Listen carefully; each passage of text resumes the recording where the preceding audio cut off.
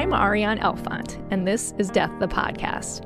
Death may be defined as the destruction or a permanent end of something. At Death the Podcast, we are looking closely at what happens when something ends.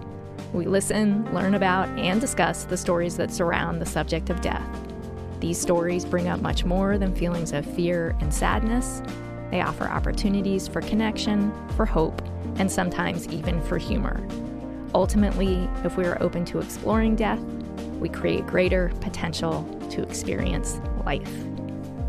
Our guest today is Jill Farbarik. Jill is a single mother of 2 teenage girls and is a full-time school teacher.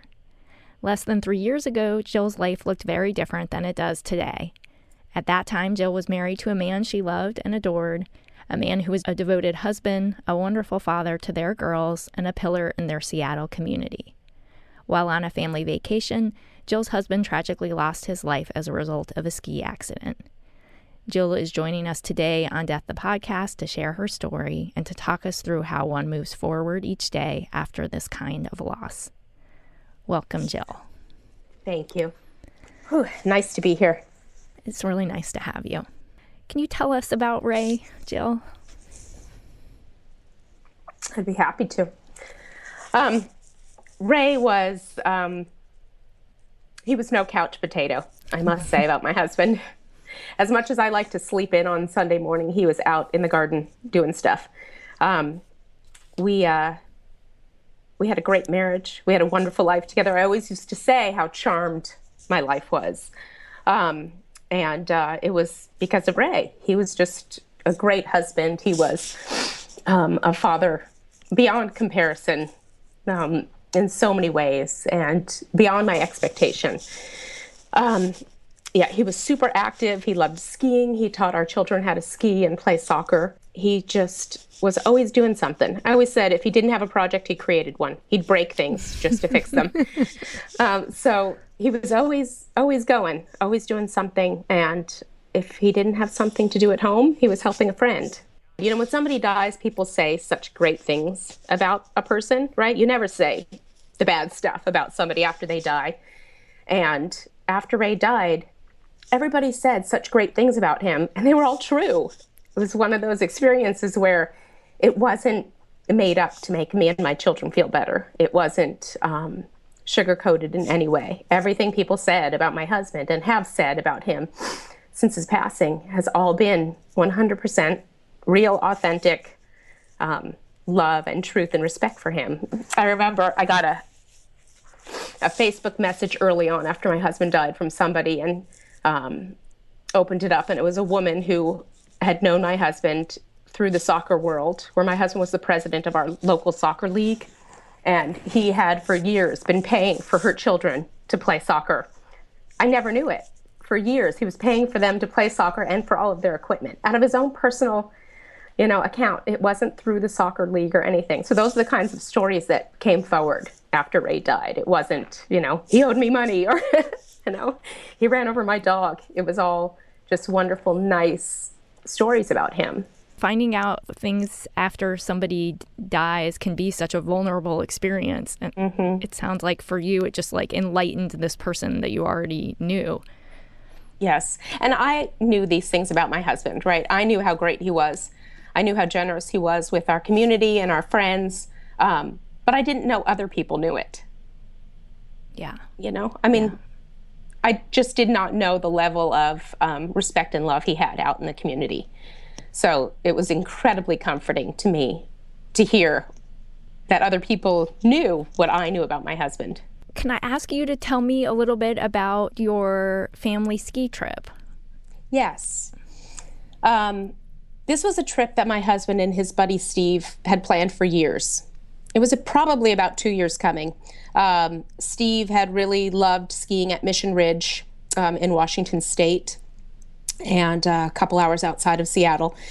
And Ray had wanted to join him on that trip, and it took a really long time for some reason, to get this trip on the calendar. And of course we did for probably the last ski weekend of the season. It was in March of 2014, and we rented a cabin just down the mountain from Mission Ridge.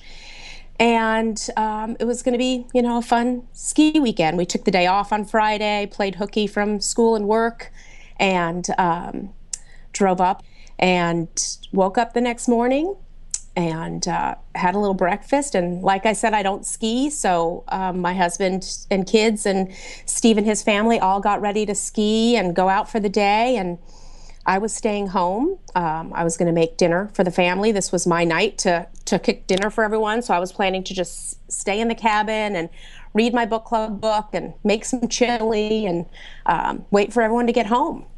So everyone got ready, and I remember right before Ray left, he asked if he could build a fire for me in the fireplace in this lovely little cabin.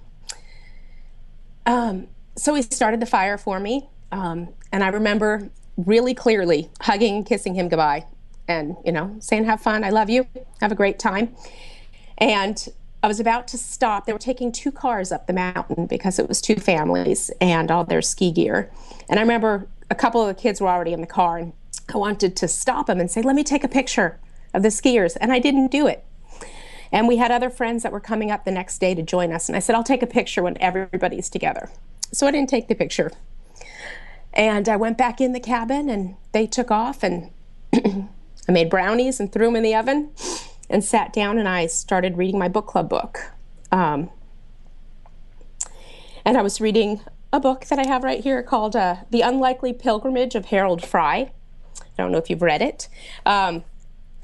But I read this one passage, and I have to read it to you because it's incredibly significant in the story. It's a story about a middle-aged man who is a little dissatisfied with his life, and takes off. He just leaves. He goes to mail a letter one day and actually walks across all of England without telling his wife or anything. And his wife is left at home and doesn't really know what's going on, and is worried about her husband and worried about their marriage, and is probably starting to mourn a little bit about their marriage. And she's talking to her next door neighbor, who actually is a widow, or a widower, excuse me, and she's talking to him about the loss of her husband, who's physically still alive but not there, and his wife, who's dead. And she says to him, I know how much you miss Elizabeth. And he says, I miss her all the time.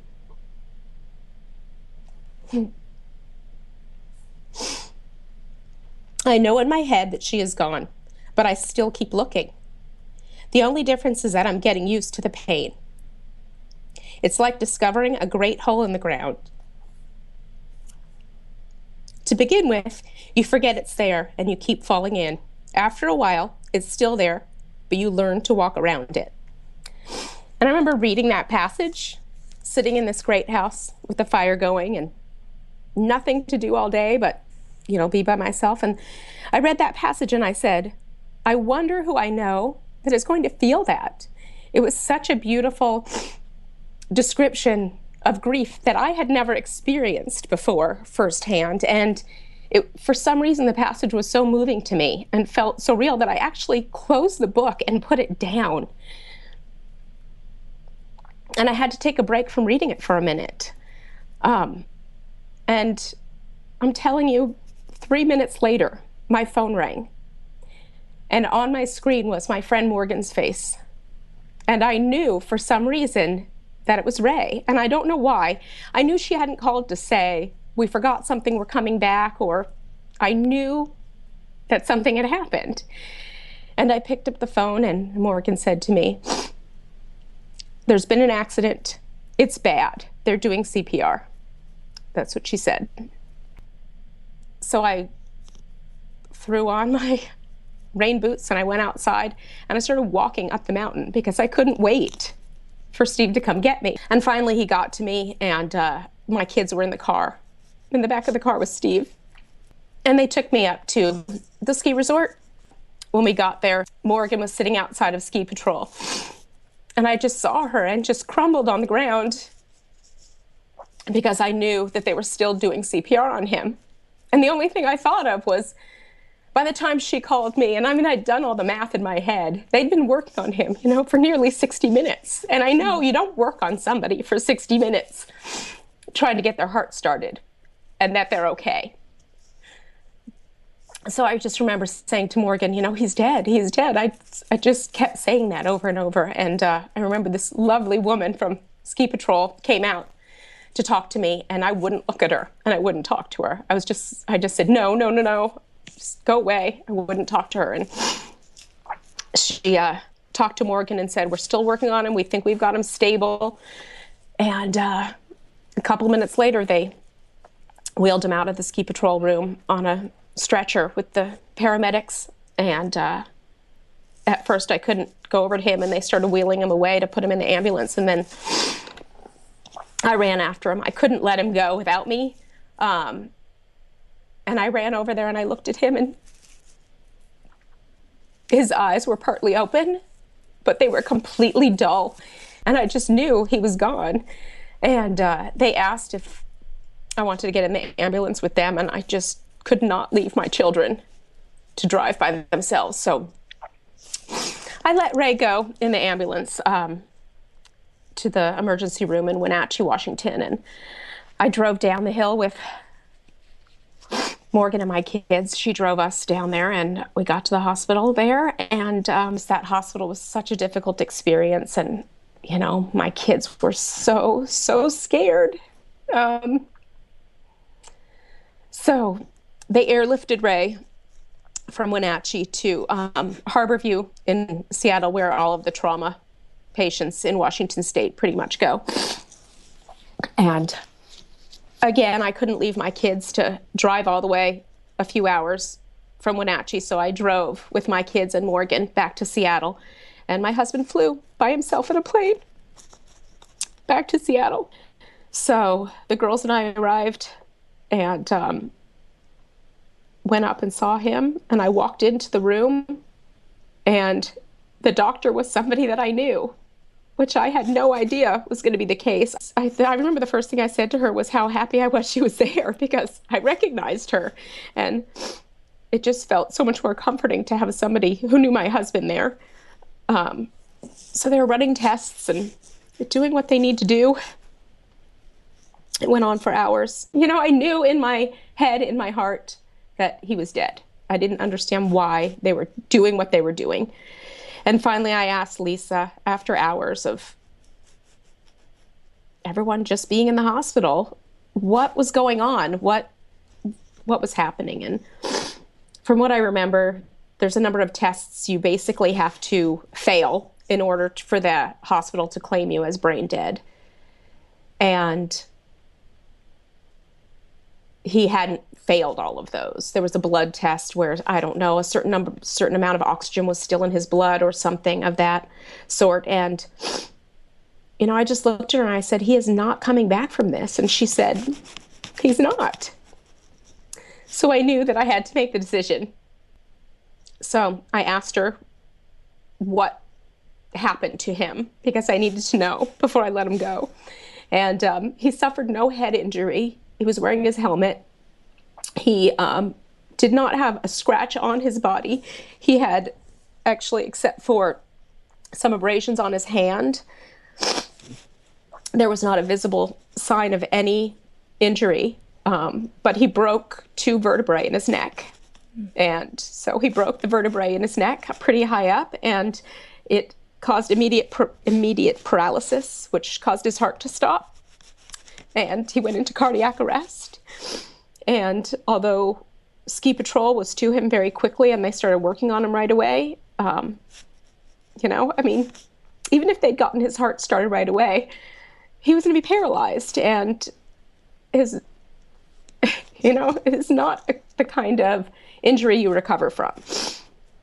And so I remember thinking it was fast, and he probably had a moment of panic heading towards some trees. But otherwise, I think it was a pretty quick and painless experience for my husband, doing something that he absolutely loved with the people that he loved most in the world. So I had a little sense of peace at the decision to take him off life support.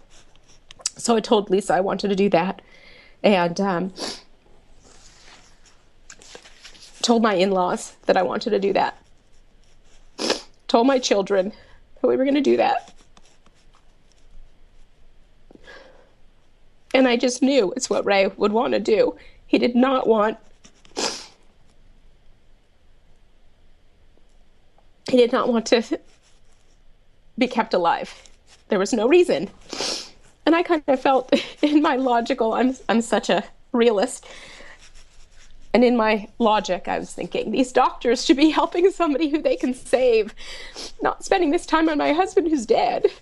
And my younger daughter, Piper, and I, and Ray's parents, and his brother, and his aunt and uncle were all in the room with us when we took Ray off life support. And I just remember I had my hands on his heart, and they pulled the tube. And I just remember I just kept saying thank you to him. Thank you for the life that he gave me, and thank you for the children that he gave me, and thank you for that charmed life that I always talked about. Thank you for dealing with me. Thank you for being patient with me. Thank you for being the fun parent. I mean, all the things that I wanted to thank him for were just running through my head. And I kept telling him to go do something good, to go give other people life. You did an incredible job of telling me all that.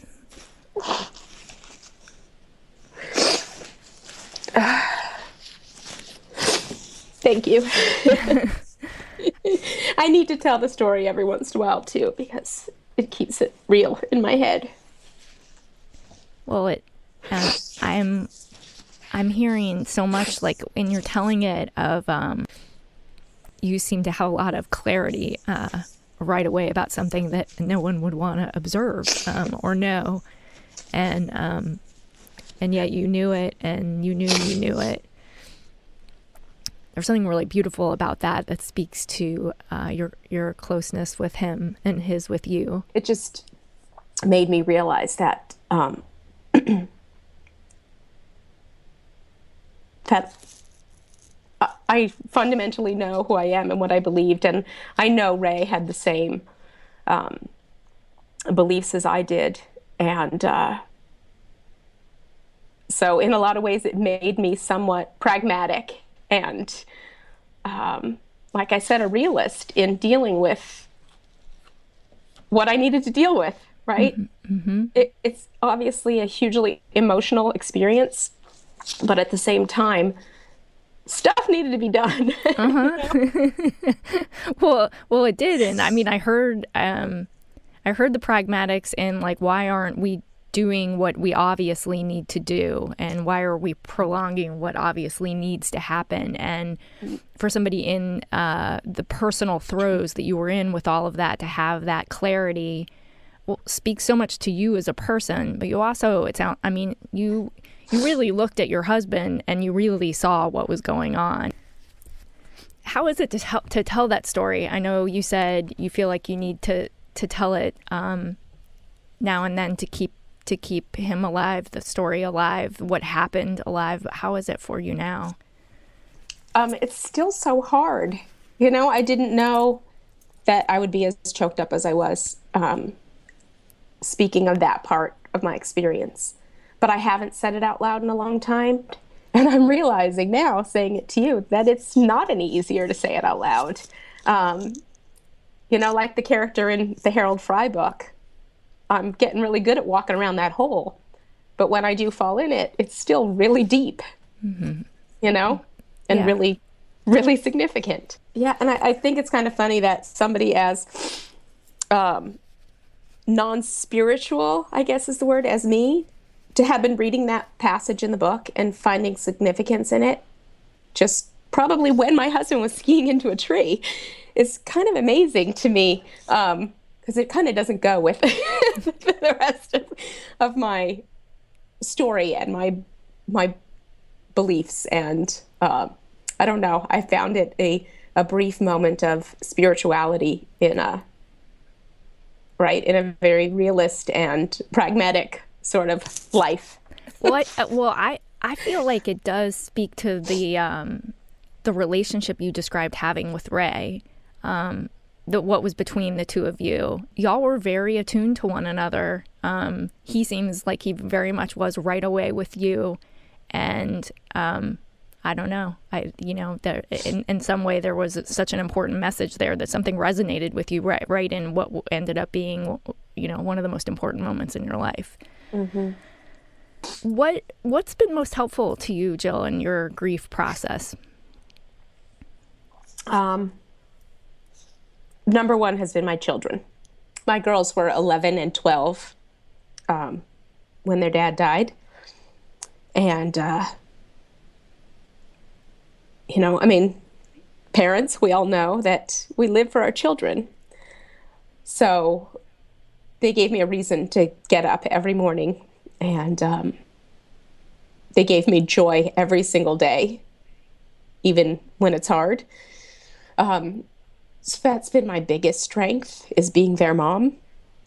Having the two people I love the most in the world still in my world makes everything so much easier. They were also old enough to help me. They're helpful people, and so they've been great. And the other thing is, I met another woman in this process who also lost her husband 6 weeks after my husband died in a skiing accident. And her name is Jill, and she has 2 kids. And the day we met, I walked her to her car. We had the same car.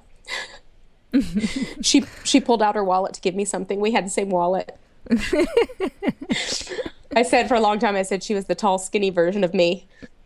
And so Jill and I met over this experience, as well as a couple other women who lost their husbands. We called ourselves the Mountain Wives. We lost our husbands on mountains in 2014, in spring of 2014. But Jill is by far the most significant of the people for me. There's nothing like having somebody who just gets it. That's wonderful. So those two are the most significant things that have helped me in getting me, 2.5 years into my grief and still standing on my feet. Very much so. Yeah. Very much so. How do y'all remember Ray? We talk as a family. We talk about him a lot. We do. We have, we talk about him a lot. We have, our entire house is filled with Ray. He was a huge gardener. So I never did any gardening. It was his place, and I did not very often share that space with him. But now I go out and I just water just to think about him. I feel like I'm with him when I'm doing that. He was a huge soccer fan and had season tickets to our local MLS team, Seattle Sounders.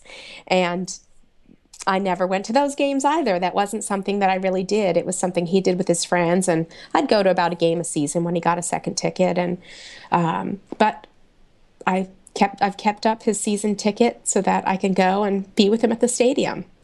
And but the girls and I, we talk about him a lot. We have things in the house that remind us of him all the time.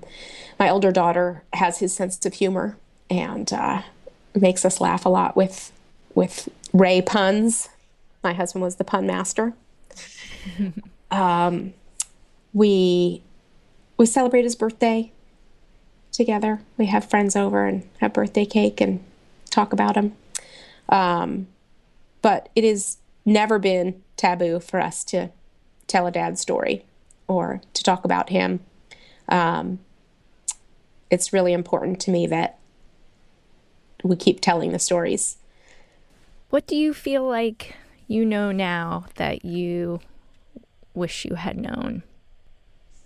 Well, I know that I'm stronger than I thought I was. I know that I can carry a family on my back, which I did not think I could do without my husband. So that feels really significant and important to me, especially having two daughters, that they can see a strong woman who can take care of them. So I know that about me, which is a really nice thing to know. I wish more women knew that about themselves. I also know that about 3 weeks after my husband died, it was spring break, and we'd already had a trip planned. We have a family that we travel spring break with, and we've been doing it for a while now, and they're very good friends of ours. And I decided to go anyway. It was the weirdest week of my life, for sure. It felt so strange and surreal, and we didn't talk about Ray for some reason. I don't think we knew how, and it was hanging over me the whole time. Like, I wanted to talk about him, but I didn't know how to bring it up. We were with our friends, and we stopped at a little store to get some snacks for the car, and the kids were in the car, and my two friends and I were in the store. And my friend Arian goes and he gets some chocolate-covered pretzels, and he brings them to the basket, and his wife says, "Why are you getting chocolate-covered pretzels?" And she said, "I got chocolate-covered almonds." And he said, "Well, I want the pretzels." And she said, "But I want the almonds." And in my head, I'm thinking, let him get the pretzels. You can afford the pretzels. You can get the pretzels and the almonds. You're still going to be able to pay your mortgage, and you're still going to be able to finish our vacation. Why are you arguing about pretzels and almonds? And this was not a family that bickered. This was not a bickering couple. They were incredibly pleasant to travel with. But the only reason it was significant to me was because it just made me think that I wish I'd let Ray get the pretzels more often.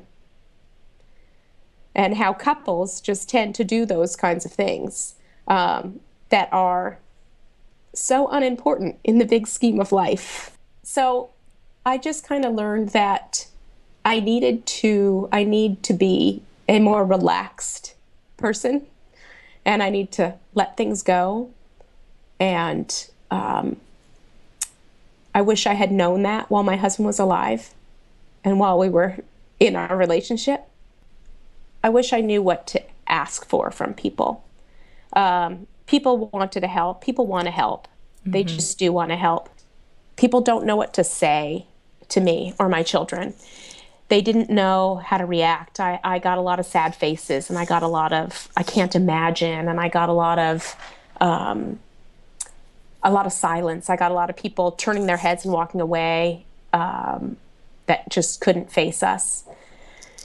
And one of the things I wrote was that I would rather people say something stupid and bumbling than not say anything at all. The silence is harder than putting your foot in your mouth. And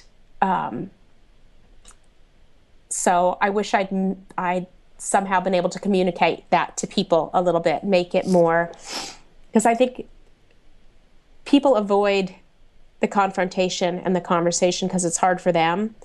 And I feel like making it easier for them is partly my responsibility at this point, because there's going to come a time when that same person that cannot say something to me because I'm a widow and they're afraid to say something is going to face grief themselves, right? Mm-hmm. And it's going to be standing in my shoes. And it's going to have people who don't know what to say to them. I'm not saying this really clearly, but no, I think you absolutely are. I mean, other people's loss puts us in touch with the potential for our own, and yes. that is scary. But it sounds like you would rather somebody sort of say that. Like, yes. Listening to you makes me hear about everything I am so afraid of. Yes. And I'm sorry, but it's also painful as much as I feel for you to hear your story. Yeah. But it's also this great equalizer loss. So, and it sounds like you found that out. Like, people who are also walking in your shoes are the ones that can stand beside you, and you barely have to say anything and they get it. Yes. Like your friend Jill. Yes, exactly. What has come to me since Ray died? So many amazing things have come to me that I often have this weird survivor's guilt. It's a lot less now, but every once in a while I find myself saying, I'm so lucky, or, things, especially early on, like when I met Jill, I was like, I can't believe I'm so lucky that we met each other. And it feels horrible after your husband dies to say how lucky you are, right? I have these mixed emotions where so much has come to me. My relationships are deeper with friends. My career has come to me. Jill has come to me. A deeper understanding of myself, a deeper understanding of what kind of person I want to be has all come to me since Ray died. I was just living my life. I was just doing what we all do, right? Getting up every day, doing my normal stuff, telling my husband to put the chocolate-covered pretzels back, and, bickering with my kids every once in a while, not appreciating things. And then something significant like this happens, and you stop and you look and you say, wow, life is a lot richer than I'm making it. And I am so lucky, which is a hard thing to say after you lose your husband. Well, I love that you speak to the complexity of grief, that both those things are true, that you have suffered deep loss and that you're very much in your life and aware of what you have. And both of those make a whole lot of sense. I have realized that I think I never knew before that you can feel more than one thing at a time. I didn't know it intellectually. I probably experienced it and never realized I was experiencing it. But I have really realized that you can be absolutely heart wide open, broken, split, right? Full of grief and joyous all at the same time. Yeah. And you can feel them both truly and significantly in the same moment. And I feel like I grew up thinking you're happy, you're sad, you're mad. And they were such clear boundaries on emotion when I was growing up and even in my adult life. And now I realize that those things are so fluid and you can feel so many different things at one time. And that's a good thing. Mm-hmm. It is a good thing. It is a good thing. Yeah. It means you're alive. Yeah. Yes. The word death evokes all sorts of personal feelings, images, and stories. These stories are amazing, and sharing them connects us more fully to life. I'm Arian Elfont, and you have been listening to Death the Podcast. Join us for our next episode in this series. This show is produced and engineered by Eric Merle. Our associate producer is Jill Gross. Our theme music, It Happened, is written by David Milling and is performed by David Milling and Charles Milling. To hear more of David's music, go to his website, davidmilling.com. Our social media director is Jolie Robichaud. If you are listening to this on iTunes or Stitcher or some other podcast app, if you can take a moment to rate and review us, that helps other people find us.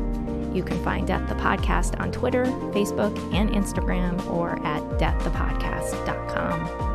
Death the Podcast is a production of INO Broadcasting.